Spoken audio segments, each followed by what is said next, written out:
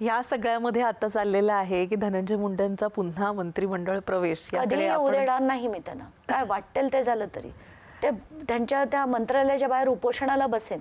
कारण हा जर व्यक्ती परत आला तर बीडची जनता संपल्यात जमाय, संपल्यात जमाय.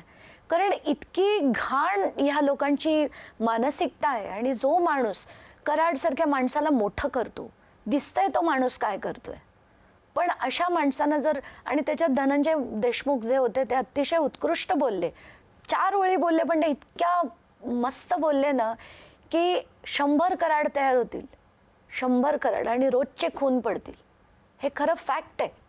आणि हे जर व्हायला आपण कुठेतरी हे सगळं थांबवायचं असेल तर मग धनंजय मुंडेंसारख्या लोकांना परत बिलकुल राजकारणात घेऊ नये. पण दुर्दैव असं आहे की रोज मी बातम्या अशाच ऐकते. आज सुद्धा बातमी ऐकली, कोणी एका माणसाची भाजपमध्ये प्रवेश, ज्याच्यावर 11 खंडणीचे आणि खुनाचे गुन्हे आहेत, अशी लोक जर परत राजकारणात यायला लागली, देशाला काय दिशा देणार, काय विजन आहे यांचं, आणि काय ही नेते म्हणजे कशासाठी हे राजकारणात येतात? फक्त पैसा कमवायला, सत्ता गाजवायला.